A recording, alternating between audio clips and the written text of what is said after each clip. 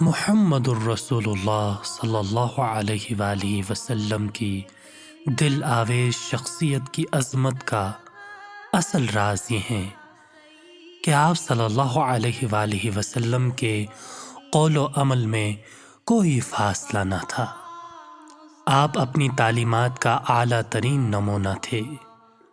جو دوسروں کو بتاتے اسے خود کر کے دکھاتے، بلکہ عمل کا ایسا اعلیٰ ترین نمونہ پیش فرماتے کہ آپ صلی اللہ علیہ وآلہ وسلم کے فداکار دل و جان سے آپ کے عمل کی نقل کرنے کے باوجود پیروی کا حق ادا نہ کر پاتے۔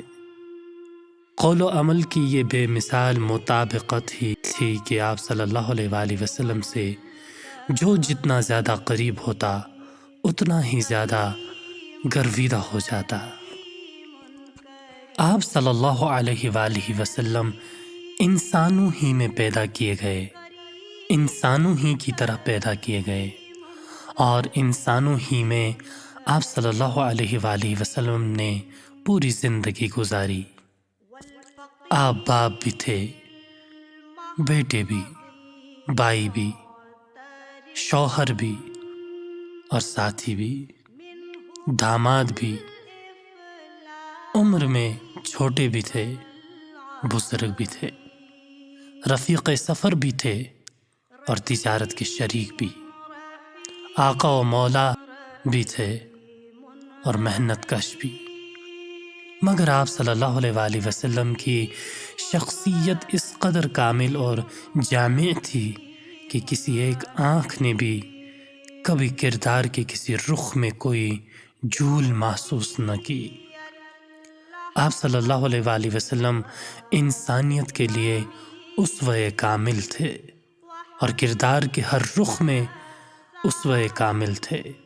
تعلیمات، معاملات اور خاندان و سماج میں مختلف حیثیتوں سے آپ کے تابناک کردار کا ہر رخ سامنے آیا، اور جس رخ پر بھی نگاہ پڑی دل سے یہی نکلا کہ کرشمہ دامن دل می کشید کہ جائیں جاست۔ آپ صلی اللہ علیہ وآلہ وسلم کے کردار کی بھی عجیب ہیبت ہوتی تھی۔ کسی قبیلے کا ایک شخص مکہ میں اپنے اونٹ بیچنے کے لیے لایا۔ ابو جہل نے اس سے سارے اونٹوں کا سودا کر لیا۔ اونٹ قبضے میں کرنے کے بعد ابو جہل نے قیمت ادا کرنے میں ٹال مٹول شروع کر دی۔ اس قبیلے کا آدمی کئی روز مکے میں ٹھہرا رہا، مگر ابو جہل برابر ہیلے بہانے کرتا رہا۔ جب اس قبیلے کا آدمی تنگ آ گیا تو اس نے ایک روز حرم کعبہ میں پہنچ کر قریش کے سرداروں کو اپنی بیپتا سنائی اور فریاد کی کہ میری رقم ابو جہل سے دلوا دو، میں ایک غریب الوطن مسافر ہوں، خدا را میری مدد کرو۔ اتفاق کی بات کہ جس وقت وہ قریش کے سرداروں سے فریاد کر رہا تھا، خدا کے رسول محمد الرسول اللہ صلی اللہ علیہ وآلہ وسلم بھی حرم کعبہ کے ایک گوشے میں تشریف فرما تھے۔ سرداران قریش کو مذاق سوجا اور بولے، بھائی اس معاملے میں ہم کچھ نہیں کر سکتے۔ ہاں دیکھو، حرم کعبہ کے اس گوشے میں وہ جو ایک صاحب بیٹھے ہیں بڑے با اثر ہیں، ان کے پاس جاؤ اور ان کے سامنے اپنا مقدمہ رکھو، وہ ضرور تمہاری رقم دلوا دیں گے۔ سرداران قریش نے ایک دوسرے کی طرف دیکھا اور مسکرا دیے کہ اب مزہ آئے گا۔ وہ ابو جہل کو محمد سے الجھا کر لطف لینے کے خواہش مند تھے۔ مظلوم آدمی اپنی فریاد لے کر اللہ کے رسول صلی اللہ علیہ وآلہ وسلم کے پاس گیا، آپ کو سارا ماجرا سنایا اور درخواست کی کہ ابو جہل سے میری رقم دلوا دیجیے۔ یہ ظالم کئی روز سے ٹال مٹول کر رہا ہے اور میں یہاں بے یار و مددگار ہوں، کوئی نہیں جو میرا ساتھ دے سکے۔ خدا کے رسول صلی اللہ علیہ وآلہ وسلم اسی وقت اٹھ کھڑے ہوئے اور اس آدمی کے ساتھ سیدھے ابو جہل کے مکان پر پہنچے۔ باہر سے دروازہ کھٹکھٹایا۔ ابو جہل نے اندر سے پوچھا، کون؟ آپ صلی اللہ علیہ وآلہ وسلم نے فرمایا، محمد۔ ابو جہل حیران ہو کر باہر نکل آیا اور خدا کے رسول صلی اللہ علیہ وآلہ وسلم کو دیکھ کر اس کا رنگ ہی بدل گیا۔ آپ صلی اللہ علیہ وآلہ وسلم نے رعب دار آواز میں کہا، تم نے اس آدمی سے اونٹ خریدے ہیں؟ فوراً اونٹ کی رقم لا کر اس شخص کو دے دو۔ ابو جہل کچھ کہے بغیر سیدھا گھر میں گیا اور رقم لا کر خاموشی کے ساتھ اس آدمی کے ہاتھ پر رکھ دی۔